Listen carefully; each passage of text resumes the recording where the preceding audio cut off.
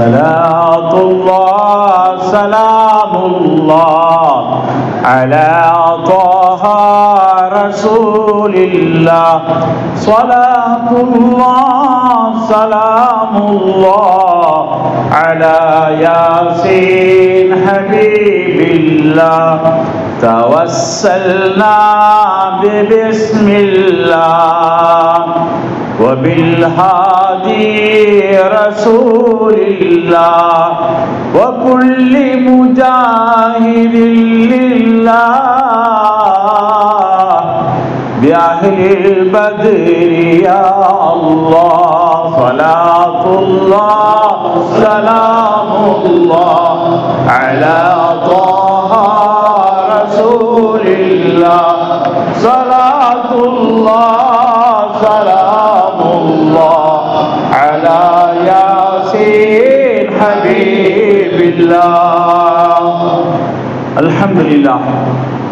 الحمد لله رب العالمين والصلاة والسلام على سيد المرسلين وعلى آله وأصحابه أجمعين أما بعد قال الله تعالى في القرآن العظيم والفرقان المجيد أعوذ بالله من الشيطان الرجيم بسم الله الرحمن الرحيم يا أيها الذين آمنوا وكونوا مع الصادقين وقال رسول الله صلى الله عليه وسلم اذكروا محاسن موتاكم رواه ابن ماجه صدق الله العظيم وصدق رسوله النبي الكريم ونحن على ذلك من الشاهدين والشاكرين والحمد لله رب العالمين.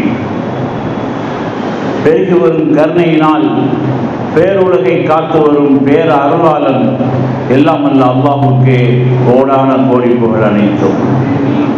வையகம் வழி நடக்க வல்ல அல்லாஹ்வின் பாதனை தன்னடையாக்கி சென்ற தஹா ரசூல் ஸல்லல்லாஹு அலைஹி வஸல்லம் அவர்கள் மீதும் அன்னாரின் வழியை அசராது பின்பற்றிய அருமை சஹாபாக்கள், தாபிஈன்கள், தபஉ தாபிஈன்கள், சித்தீகீன்கள், ஷுஹதாக்கள், சாலிஹீன்கள், குறிப்பாக இங்கே குழுமி இருக்கக்கூடிய நம்மவர்கள் அத்துணை பேரின் மீதும் எல்லாம் அல்ல அல்லாஹுவின் கருணையும் கரிசனமும் அன்பும் அருளும் என்றென்றும் நின்று நிலவட்டுமாக்குக. நேற்றைய மாலை பொழுதிலிருந்து மிக சிறப்பாக நடந்து கொண்டிருக்கின்ற ஆன்மீக மாநாடு அல்லாஹ் ரப்பல் ஆலமீன் இந்த மாநாட்டை தனது தனிப்பெரும் கிருபையை கொண்டு கபூல் செய்வானாக. இதிலே பரிமாறக்கூடிய கருத்துக்களையும் சிந்தனைகளையும் அல்லாஹ் ரப்பல் ஆலமீன் ஆக சிறந்ததாக நாம் பின்பற்றி வாழ்வதற்கு தகுதியான கருத்துக்களாக சிந்தனைகளாக ஆக்கி அருள்வானாக. இம்மாநாட்டிற்காக வேண்டி வெகு தூரத்திலிருந்து வந்திருக்கக்கூடிய சகோதரர்களுக்கும் சகோதரிகளுக்கும் அல்லாஹ் ரப்பல் ஆலமீன் இதன் மூலமாக மிகுந்த பயனை தந்துடுவானாக.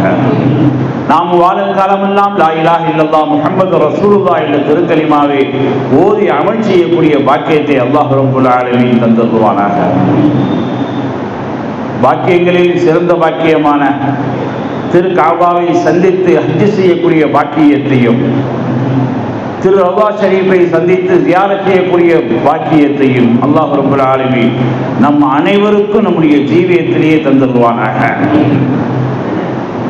அன்புக்குரியவர்களே,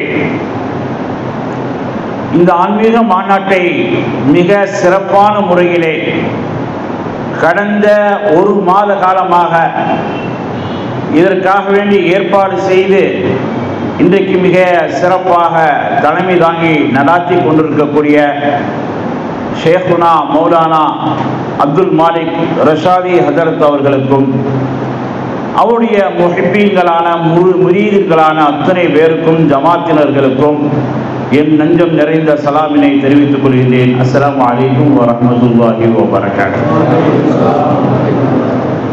அன்புக்குரியவர்களே, இந்த அடியனுக்கு வழங்கப்பட்ட தலைப்பு நாம் கண்ட சூஃபியாக்கள். சமகாலத்திலே பார்க்கிறோம். நாம் முந்தைய காலத்திற்கு போக தேவையில்லை. சமகாலத்திலே நாம் கண்ட சூஃபியாக்களை நாம் பார்க்கின்ற பொழுது அதிலே நம்மிடத்திலே முதலாவதாக நம்முடைய சிந்தனைக்கு வரக்கூடியவர்கள் தென்னகத்தின் ஜோதி அல்லாமா ஆரணி பாவா ஹசரத் அவர்கள் தான். அன்னவர்கள் சீர்காழி மேலைச்சாலை என்ற ஒரு ஊரிலே முகமது ஜமாலுத்தீன் ஜைனப் பீவிக்கு அத்தகைய தம்பதிகளுக்கு 1912 இந்த உலகத்திலே அலி ரலியல்லாஹு அவர்களுடைய வம்சத்திலே பிறந்தார்.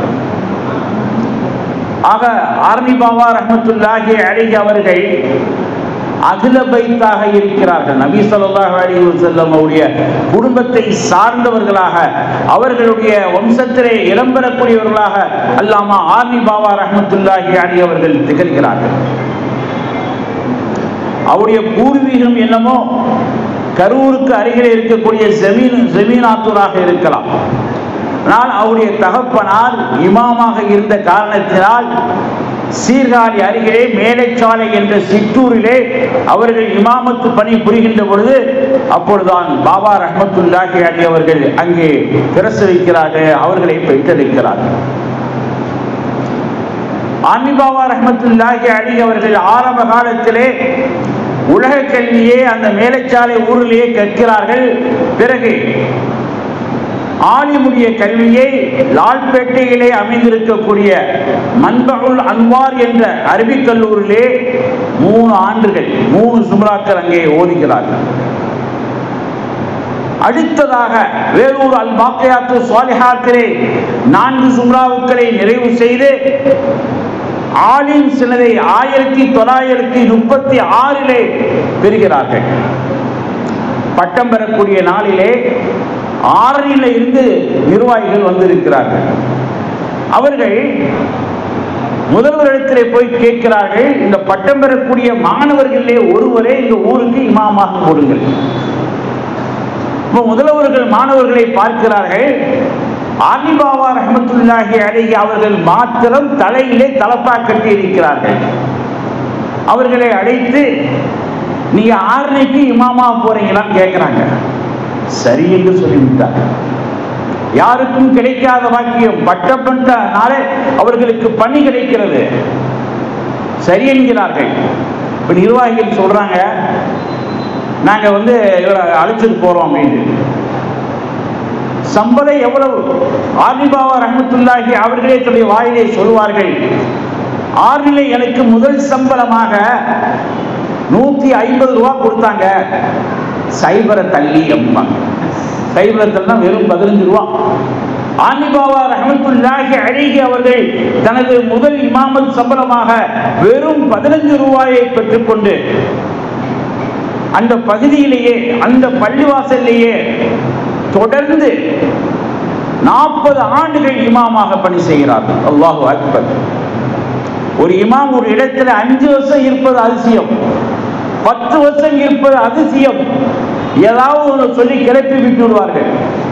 ஆனால் ஆரணி பாபா ரஹ்மத்துல்லாஹி அலைஹி அவர்கள் அந்த ஆரணி பள்ளிவாசலிலே தொடர்ந்து 40 வருடமாக இமாமத்து செய்கிறார்கள் என்று சொன்னால் இதைவிட ஒரு பெரிய கராமாத்து வேணுமா? பிறகு ஓய்வு பெற்று அங்கேயே 10 வருடங்கள் ஆன்மீக பணியிலே ஈடுபடுகிறார்கள்.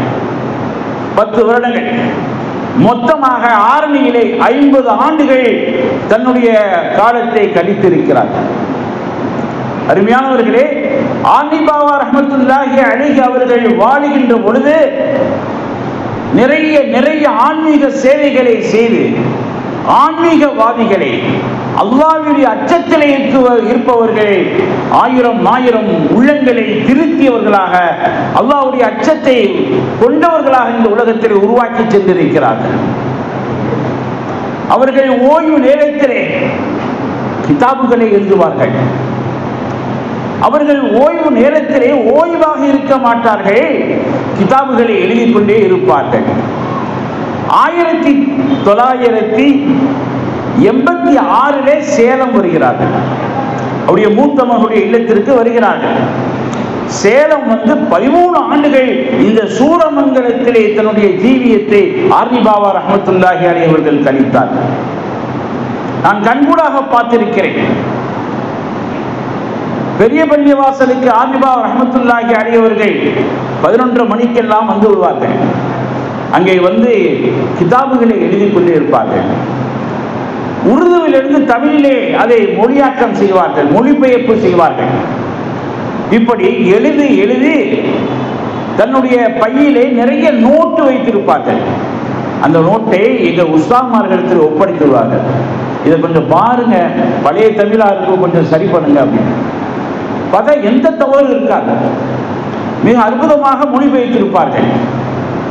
கிட்டத்தட்ட உருதுவிலிருந்து தமிழிலே 25 நூல்களை ஆர்னி பாபா ரஹ்மத்துல்லாஹி அலைஹி அவர்கள் இந்த சமூகத்திற்கு கொடையாக விட்டு சென்றிருக்கிறார்கள். அந்த நூல்களை எல்லாம் நீங்கள் வாங்கி அதை உள்வாங்கி வாழ்க்கையிலே கொண்டு வந்தால் மேலும் மேலும் உங்களிடத்திலே ஆன்மீக சுடர்கள் ஒளிரும் என்பதிலே சந்தேகம் இல்லை. அது மாத்திரமல்ல, ஆர்னி பாபா ரஹ்மத்துல்லாஹி அலைஹி அவர்கள் ஒவ்வொரு நாளும் தனக்கு வரக்கூடிய கடிதங்களுக்கு பதில் எழுதுவார்கள். இன்னைக்கு அந்த கடிதங்களை முடிவீர்கள் ஒரு 500-1000 வச்சிருக்காங்க கடிதம். அவர்கள் எழுதக்கூடிய கடிதங்களுக்கு நிவாரணமாக ஆர்னி பாபா ரஹ்மத்துல்லாஹி அலைஹி அவர்கள் ஆயத்துகள், ஹதீஸுகள், முன்னோர்கள் சொன்ன உபதேசங்கள் எல்லாம் அந்த கடிதங்களிலே எழுதி அவர்களுக்கு அனுப்பிவிடுவார்கள். ஆக இப்படி ஒவ்வொரு நாளும் ஆர்னி பாபா ரஹ்மத்துல்லாஹி அலைஹி அவர்கள் மக்களுடைய சீர்திருத்தத்திலே இருந்தார்கள். எத்தனையோ குழந்தைகள் சுகப்பிரசவமாவதற்கு காரணமாக இருந்திருக்கிறார்கள். ஆர்னி பாபா ரஹ்மத்துல்லாஹி அவர்களுக்கு ஒரு வளமை, டெலிவரி நேரத்திலே, பிரசவ நேரத்திலே போய் சொன்னால் வெள்ளமும் நீரும் ஓதி கொடுப்பார்கள். அதை பிரசவ வழி வருகின்ற நேரத்திலே சாப்பிட்டால் குழந்தை நார்மலாக சுகப்பிரசவமாக பிறந்திருக்கிறது. எத்தனையோ குழந்தைகள் ஆபரேஷன் செய்யக்கூடிய சூழ்நிலை வந்த போதும் இவருடைய வெள்ளத்தை சாப்பிட்ட பிறகு, இவருடைய நீரை சாப்பிட்ட பிறகு சுகப்பிரசவம் ஏற்பட்டிருக்கிறது என்று நாம் சான்றுகளை பார்க்கிறோம். குறிப்பாக இழுப்பூரிலே வாழ்ந்து கொண்டு ரஹ்மத்துல்லா ஹாஜியார் அவர்கள் தன்னுடைய மகளை திருச்சியிலே உள்ள அமெரிக்கன் ஹாஸ்பிட்டலிலே டெலிவரிக்காக சேர்க்கிறார்கள். அங்கே மருத்துவர்கள் சோதித்து பார்க்கிறார்கள், குழந்தை குறுக்கே கிடக்கிறது. ஆபரேஷன் செய்ய வேண்டும் என்று முடிவு செய்கிறார்கள். அவர்களை அழைத்து செய்வதற்காக வேண்டி தயாராகிறார்கள் மருத்துவர்கள். அப்பொழுது ரஹ்மத்துல்லா ஹாஜியார் அவர்களுக்கு ஞாபகம் வந்து விட்டது, பாபா ரஹ்மத்துல்லா அலைஹி அவர்கள் வெள்ளமும் நீரும் ஓதி கொடுத்திருக்காங்களே என்று. உடனே அதை எடுத்து வந்து தன்னுடைய மகளுக்கு கொடுக்கிறார்கள். கொடுத்த பிறகு அந்த மகள் சீரான முறையிலே அந்த குழந்தையை நேரான முறையிலே ஆக்கியவர்களாக மாறுகிறார்கள். மருத்துவர்கள் திரும்பவும் சோதித்து பார்த்துவிட்டு சொல்கிறார்கள், குழந்தை இப்பொழுது சீராக இருக்கிறது, நேராக இருக்கிறது, நார்மல் டெலிவரி தான், சுகப்பிரசவம் தான் என்று முடிவை மாற்றி சொல்கிறார்கள் என்று சொன்னால், இப்படி எத்தனை எத்தனை பெண்களுக்கு சுகப்பிரசவத்திற்கு ஆர்னி பாபா ரஹ்மத்துல்லாஹி அலைஹி அவருடைய வெள்ளமும் நீரும் காரணமாக இருந்திருக்கு. இன்றைக்கும் நம்முடைய ஷேகுனா அவர்கள் வெள்ளமும் நீரும் ஓதி கொடுக்கிறார்கள். அந்த மாதிரி சூழ்நிலை நம்முடைய குடும்பத்தில் ஏற்பட்டாலும் இதை நீங்கள் பயன்படுத்த வேண்டும் என்று நான் அன்போடு கேட்டுக்கொள்கின்றேன். ஆக ஆர்னி பாபா ரஹ்மத்துல்லாஹி அலைஹி அவர்கள் வாழுகின்ற பொழுது எத்தனை எத்தனை சமூக சேவைகளை, அல்லாஹ்வின் சிந்தனைகளை இந்த சமூகத்துக்கு விதைத்தார்கள், இந்த சமூகத்துக்கு வழங்கி இருக்கிறார்கள். எனக்கு 2வது பிள்ளையாக ஆண் குழந்தை பிறகு 40க்கு மாமியார் வீட்டுக்கு போறேன். பேர் வைக்கிறதுக்கான இமாமும் வந்துட்டாங்க. அப்ப நான் சொன்னேன் இமாம்கிட்ட, முகமது கமாலுதீன் பேர் வைங்க அப்படின்னு. மாமியா மாடியிலிருந்து சொல்றாங்க, அந்த பேர் வைக்கக்கூடாது, கமாலுதீன் பேர் வைக்கக்கூடாது, பக்கத்து வீடு பிடிக்காது, பக்கத்து வீடு எதிரி, அவர் பேர்லாம் வைக்கக்கூடாது, வேற எந்த பேர் வேணாலும் வச்சுக்கிறங்க அப்படின்னு மாமியா உத்தரவு. அப்ப இமாம்கிட்ட சொன்னேன், முஹம்மதுன்னு பேர் வச்சிருங்க, அப்புறம் பார்த்துக்கலாங்க. இமாமும் பேர் வச்சுட்டு போயிட்டார். அடுத்த ஒரு 3 மாதத்திலே என் மனைவியையும் குழந்தையும் அழைத்து சேலத்துக்கு வந்து ஆர்னி பாபா ரஹ்மத்துல்லாஹி அவர்களை அசர் நேரத்திலே சந்திக்கிறேன். சந்தித்து குழந்தையை அவருடைய மடியிலே கிடத்திய பொழுது அவர்கள் குழந்தை ஆண் குழந்தையா அப்படின்னு சந்தோஷப்பட்டு மகிழ்ச்சி அடைந்து அவர்கள் கேட்கிறார்கள். அப்பொழுது நான் சொல்றேன், பாபா ஒரு நல்ல பேரா வைங்க அப்படின்னு. உங்க வாயிலிருந்து ஒரு நல்ல பேரா வைங்க. ஆலி பாபா ரஹ்மத்துல்லாஹி அலைஹி அவர்கள் அந்த நேரத்திலே பேர் வைக்கிறார்கள், முகமது கமாலுதீன் வைங்க, அதுல எல்லாமே இருக்குன்னாங்க. இதெல்லாம் பிரச்சனையே. பாபாவே சொல்லிட்டாங்களே, எனக்கு அப்படி கண்ணீர் வந்து விட்டது. மாமியிடத்தில் எதற்காக வேண்டி சண்டை போட்டோமோ அதுக்கு முடிவு வந்துருச்சு. அவங்க வாயாலேயே என் பேரை வைங்க, இதுல எல்லாமே இருக்குன்னு சொன்னாங்க. இன்றைக்கு அந்த பேர் தான் வைக்கப்பட்டிருக்கு. ஆக உள்ளத்தை உள்ளத்தோடு அறியக்கூடியவர்கள் ஆலி பாபா ரஹ்மத்துல்லாஹி அலைஹி. இப்படி நாம் அவர்களுடைய கராமாத்துகளை, அவர்களுடைய அற்புதங்களை, அதிசயங்களை சொல்லிக்கொண்டே இருக்கலாம். ஆலி பாபா ரஹ்மத்துல்லாஹி அலைஹி அவர்கள் 1939 நிக்காஹ் செய்து 2 ஆண் குழந்தைகளையும் 4 பெண் குழந்தைகளையும் பெற்றெடுக்கிறார்கள்.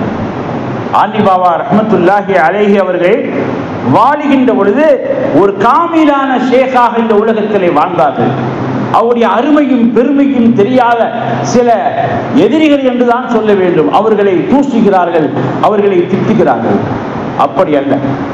நாங்கள் 13 ஆண்டு காலம் ஆலி பாபா ரஹ்மத்துல்லாஹி அலைஹி அவர்களை கண்கூடாக பார்த்தோம். அவர்கள் கடைசி வரைக்கும் நின்று கொண்டுதான் சொல்றார்கள். அவர்கள் கண்ணாடி போடக்கூடிய சூழ்நிலையே வரல.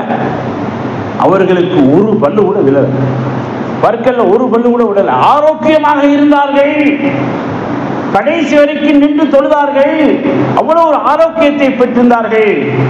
அவர்கள் வஃபாத்தான தேதி 24/8/2000, ஜமாதுல் அவ்வல் பிறை 23, வியாழக்கிழமை மௌத்தானாங்க. வெள்ளிக்கிழமை ஜும்மாவில் அடக்க சென்றாங்க. இங்கிருந்து ஒரு 10-15 வேன்களிலே பஸ்ஸுகளிலே நாங்கள் ஆரணிக்கு சென்றிருந்தோம். கடைசி காலத்திலே தன்னுடைய சொந்த வீட்டிலே மௌத்தாக வேண்டும் என்று ஒரு 11 மாதங்கள் அங்கே போய் தங்கி அங்கேதான் பாபா ரஹ்மத்துல்லாஹி அலைஹி அவர்கள் வஃபாத்தானார்கள். அவர்களுடைய அடக்கம் ஜும்மா தொழுகைக்கு பிறகு மக்கள் வெள்ளமாக அங்கே கூடினார்கள். கயிறு கட்டி தான் தீதார் பார்த்தார்கள், போலீஸ் பாதுகாப்போடு தீதார் பார்த்தார்கள். சுமார் ஒரு 30,000 பேர் அந்த ஜனாசாவிலே கலந்திருப்பார்கள். இடையிலே பார்த்து சென்றவர்கள் வேற, வராது எத்தனையோ மகான்கள் அந்த ஜனாசாவிலே கலந்து கொண்டார்கள். இப்படிப்பட்ட ஒரு மிகப்பெரிய தென்னகத்தின் ஜோதியாக, ஞானியாக வாழ்ந்தவர்கள் தான் ஆலி பாபா ரஹ்மத்துல்லாஹி அலைஹி அவர்கள். அவர்கள் 32 கலீஃபாக்களை இந்த உலகத்தை விட்டு சென்றிருக்கிறார்கள். அதிலே ஒரு பிரதானமான கலீஃபா அவர்கள் தான் அப்துல் காதர் பாபாஜி ரஹ்மத்துல்லாஹி அலைஹி அவர்கள். அவர்கள் இந்த ஊரிலே வாழ்ந்தவர்கள் தான். அவர்கள் முகமது காசிம் சுலேகா என்ற தம்பதிக்கு 1928 ராசிபுரத்திலே பிறந்திருக்கிறார்கள். 77 ஆண்டுகள் இந்த உலகத்திலே வாழ்ந்திருக்கிறார்கள். ஆனால் அவர்கள் சாதாரணமானவர்கள் அல்ல. ஏர்போர்ஸிலே கோல்டன் வீரராக பதவி வகித்தவர்கள். பாபா ரஹ்மத்துல்லாஹி அலைஹி அவர்களிடத்திலே 1983 வந்து பையத்தாகிறார்கள். அவர்களுடனேயே 27 வருடம் காலம் கழித்தார்கள். 20 வருடங்கள் அவர்களை பார்த்து போய் கொண்டிருந்தார்கள். கடைசி 7 வருடங்கள் பாபாஜி ரஹ்மத்துல்லாஹி அவர்கள் ஆலி பாபாவுடைய காலடியிலேயே அல்லும்பகலமாக இருந்து அவருடைய துணிமணிகளை எல்லாம் துவைத்து அவருடைய அந்தரங்க பணிகளை எல்லாம் செய்து அத்தனை பேறுகளையும் சிறப்புகளையும் பெற்ற கலீஃபாவாக பாபாஜி ரஹ்மத்துல்லாஹி அலைஹி அவர்கள் திகழ்கிறார்கள். இடையிலே எனக்கு ஏற்பட்ட ஒரு விபத்து, முழங்கால் உடைந்து விட்டது. நான் தேங்கானையை பாபாஜி ரஹ்மத்துல்லாஹி அவர்களுக்கு கொடுத்து அனுப்பினேன். அவர்கள் ஓதி எனக்கு கொடுத்து விட்டு இதை கட்டை கலட்டி போட சொன்னாங்க. கட்டை கலட்டி போட சொல்லுங்க. ஆலி பாபா ரஹ்மத்துல்லாஹுடைய பேரர் ஹாஜா பஷீர் பாக்கவி அவர் சென்னையிலே பணியில் இருக்கிறார். அவர் தான் போய் ஓதிட்டு வந்து கட்டை கட்டிட்டார். மருத்துவர் சொல்றா, 1 மாசத்துக்கு கட்டை கட்டக்கூடாது, காலை மடக்கக்கூடாது. 3ஆம் நாளே கட்டை கட்டி தேங்காய் போட்டாச்சு. தேங்காய் போட்டு ஃபேனில் அப்படியே அந்த காற்றுல வச்சு ஒரே வாரத்தில் புல் காஞ்சிச்சு. அடுத்த வாரம் மலேசியாவுக்கு தராவிக்கு போயிட்டேன். பாபாஜி ரஹ்மத்துல்லாஹி அலைஹி அவர்கள் கொடுத்த அந்த எண்ணெய் இருக்கிறது, அது மிகப்பெரிய ஒரு மருந்தாக எனக்கு சுகமளித்ததை நான் கண்கூடாக பார்த்தேன் என்று சொன்னால், நாம் வாழும் காலத்திலே அவர்கள் ஒரு சூஃபியாக வாழ்ந்திருக்கிறார்கள்.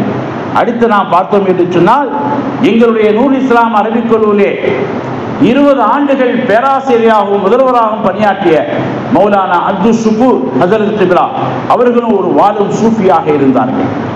அவர்கள் 1935 கொடுவாயூரிலே முகமது யூசுப் உம்மு சல்மாவுக்காக வேண்டி பிறந்தார்கள். ஹஜரத் அவர்கள் பள்ளப்பட்டியிலே அரபி ஹஜரத்திலே ஆரம்பத்திலே படித்து பிறகு பாக்கியாத்து சாலிஹாத்திலே போய் அங்கே ஓதி 1960 பாக்கியவி சனதை பெற்று 40 ஆண்டுகள் பேராசிரியராகவும் 2 வருடங்கள் இமாமாகவும் ஹஜரத் அவர்கள் பணியாற்றி இருக்கிறார்கள். மௌலானா அப்துல் ஷுக்கூர் ஹஜரத் அவர்களை பற்றி சொல்ல வேண்டும் என்று சொன்னால் மிகவும் பேணுதலானவர்கள்.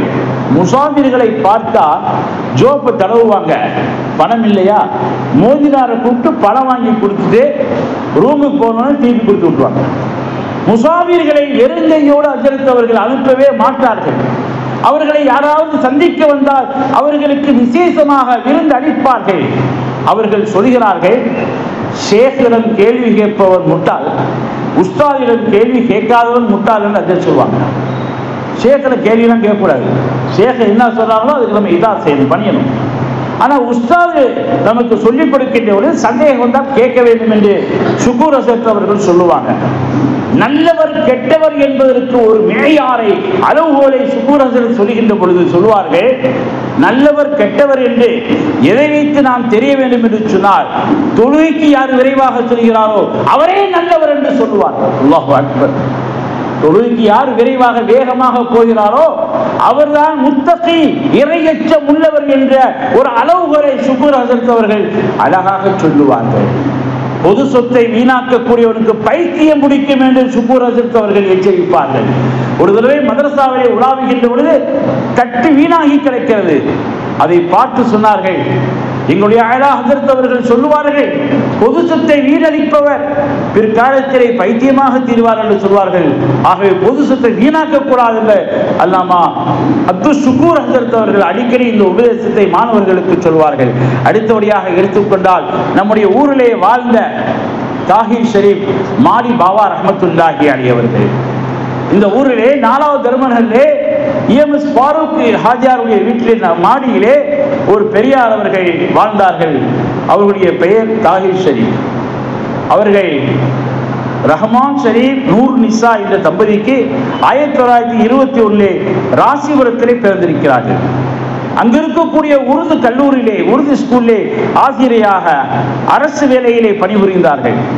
1987 மூசா ஹஜ் சர்வீஸின் மூலமாக உலகமெல்லாம் ஜியாரத்து போனார்கள் தாஹிர் ஷரீப் பாபா அவர்கள். அப்படி சென்று மக்காவிலே உம்ரா செய்துவிட்டு மதினாவிலே ஜியார் செய்துவிட்டு ஜன்னத்துல் பக்கீயுடைய மண்ணை ஒரு 3 கலை எடுத்துட்டு வந்துட்டாங்க பாபா. ஜன்னத்துல் பக்கீ கபர்ஸ்தான் மண்ணை 3 கலை அளவுக்கு ஒரு பொட்டணமா எடுத்து வந்துட்டாங்க. எடுத்து அதில் எழுதி வச்சிருந்தாங்க, என்னுடைய கபரிலே இந்த மண்ணை போட்டு அடக்க வேண்டும் என்று. அது நடந்தது.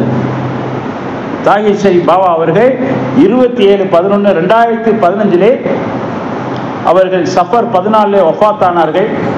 அவர்களுடைய வசியத்தின்படி ஜன்னத்துல் பக்கீயுடைய அந்த கபர்ஸ்தான் மண்ணை அவருடைய கபருக்குள்ளே தூவி அவர்களை நல்லடக்கம் செய்யப்பட்டது. அவர்களும் வாழுகின்ற பொழுது மிகப்பெரிய சூஃபியாக வாழ்ந்தார்கள். அந்த மாடி அறையில ஒரு 20 வருஷம் வாழ்ந்திருப்பாங்க. ஆனால் அவங்க ஃபேனே போட்டதில்லை. எத்தனையோ பேர் ஃபேன் கொண்டு வந்து கொடுத்தாங்க, வேணாம் அல்லாஹ்வுடைய ஃபேன் போதும்ட்டாங்க. 20 ஆண்டுகள் ஃபேன் இல்லாமல் யாராவது வாழ முடியுமா? 20 நொடியை சொல்லுங்க, வந்த உடனே நம்ம போடுறது ஃபேனத்தான். ஆனால் மாடி பாபா ரஹ்மத்துல்லாஹி அலைஹி அவர்கள் நீண்ட காலம் அந்த அறையிலே எந்தவித மின் விசிறி இல்லாமல் வரக்கூடியவர்களுக்கு உபதேசம் செய்து கொண்டு நோயாளிகளுடைய பிணிகளை நீக்கிக் கொண்டு அவங்க யார்கிட்டையும் ஹதியா வாங்க மாட்டாங்க. அவங்க போனால் அவங்க ஹதியா கொடுப்பாங்க. ஏன்னா அவங்க அரசு வேலையிலிருந்து ரிட்டையர்ட் ஆன ஓய்வு பெற்றவங்க. கிதாபுகளில் பூரா ஹதியா வச்சுருப்பாங்க, பணமாக வச்சுருப்பாங்க. என்னிடத்துல ஒரு நாள் குர்ஆனின் குரல் என்ற ஒரு பத்திரிகையை எடுத்து கொடுத்தாங்க. இதில் நல்ல செய்தி வருது, அதில் இதை போய் படிங்க அப்படின்னு சொல்லி அப்படி கொடுக்கும்போதே நல்லா உதறிதான் கொடுத்தாங்க. நான் வீட்டில் போய் பார்க்குறேன், உள்ள 1000 ரூபா இருக்கு. ஒன்று கொண்டாந்து நான் கொடுத்தேன், பாவா உள்ள 1000 ரூபா இருந்துச்சு. நான் உதறிதான் கொடுத்தேன். அப்படி இருக்கிறதுக்கு வாய்ப்பு இல்லை. அப்படி இருந்தாலும் உங்களுக்கு தான் சொல்றாங்க. ஆக அருமையானவர்களே, இந்த உலகத்திலே நாம் பார்க்கின்ற நிறைய சூஃபிகளை பார்க்கிறோம். அவங்களெல்லாம் சொல்வதற்கு நேரமில்லை. இன்னொரு சந்தர்ப்பம் இருந்தால் நான் சொல்கிறேன். இன்னும் ஒரே ஒரு சூஃபியை மட்டும் சொல்லிட்டு முடிச்சுக்கிறேன். இந்த ஊரிலே ஒரு மிகப்பெரிய சூஃபி வாழ்ந்திருக்கிறார், ஓபி அப்துல் காதர் ஹாஜியார் அவர்கள். அவர்கள் பக்கீர் மஸ்தான் சுலேஹா பீவிக்கு 1925 இளையாங்குடியிலே பிறந்து இங்கே சேலத்துக்கு 1964 வந்தார்கள். கிட்டத்தட்ட 42 வருடம் இந்த சேலம் பகுதியிலே, சூரமங்கலம் பகுதியிலே ஒரு சூஃபியாக வாழ்ந்தவர்கள் ஓபி ஹாஜியார் அவர்கள். இமாம் கஸ்ஸாலி ரஹ்மத்துல்லாஹி அலைஹி அவருடைய பிரதான ரசிகர். அவருடைய புத்தகங்களை எல்லாம் எடுத்துக்கொண்டு வந்து இந்த வரியை 10 தடவை படிங்க, அந்த வரியை ஒரு 10 தடவை படிங்க என்று அண்டர்லைன் பண்ணி படிக்க சொல்லுவார்கள் ஓபி ஹாஜியார் அவர்கள். அவருடைய மூத்த மகனார் சொல்கிறார், ஹாஜி சிராஜுதீன் சொல்கிறார், என்னுடைய தகப்பனார் எனக்கு உடம்பு சரியில்லை என்று கேள்விப்பட்டு என்னை பார்க்க வந்து சொன்னாரு, சிராஜே ஜக்காத்தை ஒழுங்கா கணக்கு பார்த்தியா, ஜக்காத்தை ஒழுங்கா கணக்கு பார்த்தியா, ஏன் உனக்கு நோய் வருது, ஜக்காத்தை ஒழுங்கா கணக்கு பார்த்து கொடுத்தா நோய் வராது, அதான் இன்சூரன்ஸ், வேற இன்சூரன்ஸ் கிடையாது என்று என்னுடைய தகப்பனார் சொன்னார். என்னுடைய தகப்பனாரை கொண்டு யாருக்கும் தகப்பனார் அமைய முடியாது என்று அவர்கள் இன்று வரைக்கும் புகழ்கிறார்கள் என்று சொன்னால், அப்படிப்பட்ட ஒரு சூஃபியாக வாழ்ந்தவர்கள் வாப்பா ஓபி அப்துல் காதர் ஹாஜியார் அவர்கள் 29/1/2011 ரபீல் அவ்வல் பிறை 5 இந்த உலகத்தை விட்டு தனது 88வது வயதிலே நீண்ட காலம் வாழ்ந்து மறைந்திருக்கிறார்கள். அல்லாஹ் ரப்பல் ஆலமீன் நாம் கண்ட சூஃபிகளிலிருந்து நாம் அனுபவித்த, நாம் கற்றுக்கொண்ட பாடங்களையும் படிப்பினைகளையும் காலம் முழுவதும் நாம் அமல் செய்யக்கூடிய வாக்கியத்தை தந்தல்வானாக. இத்தகைய சந்தர்ப்பத்தை வழங்கிய உங்கள் அனைவருக்கும் ஹஸரத் கிப்லா அவர்களுக்கும் நன்றி சொல்லி விடைபெறுகிறேன். வாஹிர் தாவா அனில் ஹம்துலில்லாஹி ரப்பில் ஆலமீன்.